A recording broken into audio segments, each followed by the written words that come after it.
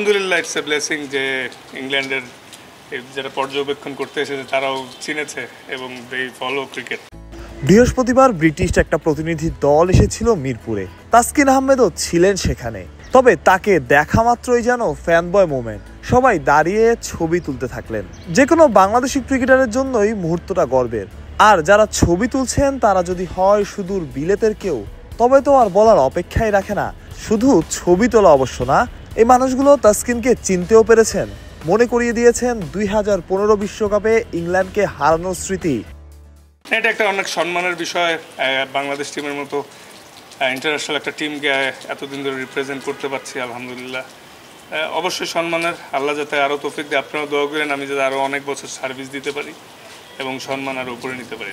ওরা বললো যে তোমার বোলিং দেখছি, তোমরা ইংল্যান্ডকে হারাইছিলা, তুমি অনেক ভালো করছিলে। তারপর জিজ্ঞেস করলো who's your favourite England wicket, এইসবই আর কি। বাংলাদেশ দলের নতুন পেস বোলিং কোচ হিসেবে নিয়োগ পেয়েছেন শন টেট। অজি এই স্পিড স্টার বাংলাদেশ ক্রিকেটে হবেন দারুণ কার্যকরী, এমনটাই মনে করছেন তাসকিন। আশা করছি সে ভালো কিছুই হবে, বিকজ ও নিজেও অনেক বড় ফাস্ট বোলার ছিলেন এবং অস্ট্রেলিয়ার মতো টিমে বেশ অনেক লম্বা সময় খেলেছে।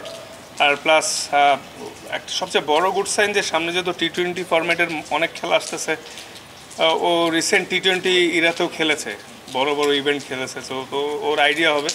আশা করছি ওর এক্সপিরিয়েন্স আমাদেরকে হেল্প করবে। আসলে ন্যাশনাল টিমে এসে একটা বলারকে খুব বেশি হেল্প করার তেমন কিছু থাকে না, জাস্ট গেম অ্যাওয়ারনেস আর ছোটো টেকনিক্যাল ইস্যুস।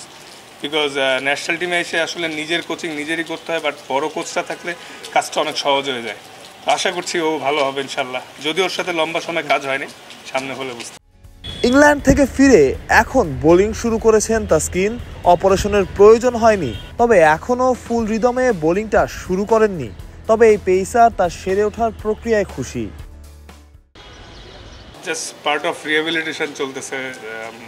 বোর্ড থেকে আমাদের ন্যাশনাল ট্রেনার, ফিজিও এবং ইউকেতে আমি যেই স্পেশালিস্টদেরকে দেখাইতে গেছিলাম, তারা সবাই একসাথে মিলে যে প্রোগ্রাম সেট করেছে, এগুলা রিহ্যাবিলিটেশনের পার্ট। আজকে নিয়ে প্রায় 5টা সেশন গেল এবং শর্ট রানে লাইট বোলিংও শুরু করেছি, এই তো চলছে। এক্স্যাক্টলি কবে ব্যাক করবো এটা তো পার্টিকুলার ডেট বলাটা ডিফিকাল্ট, বাট সোফার যেটা আমাদের টার্গেট ইনশাল্লাহ সামনে শ্রীলঙ্কা সিরিজ থেকে, তো শ্রীলঙ্কা সিরিজ থেকেই টার্গেট, জুনের প্রথম দিকে আশা করা যাচ্ছে যদি কোনো সমস্যা না থাকে। তো এভাবে যেমনি চলতেছে আমি খুশি এতে, আলহামদুলিল্লাহ। এখনও কোনো কমপ্লেন নেই। যদি এভাবে সুন্দর স্মুথ যায় তাহলে তো খুবই ভালো। তাহলে আশা করছি শ্রীলঙ্কা সিরিজ থেকেই। তাসকিন আহমেদ বাংলাদেশ ক্রিকেটের বড় নাম, বড় ব্র্যান্ড। পঞ্চপাণ্ডবের বিদায়ের সাথে সাথে তার ভ্যালু আরও বেড়েছে।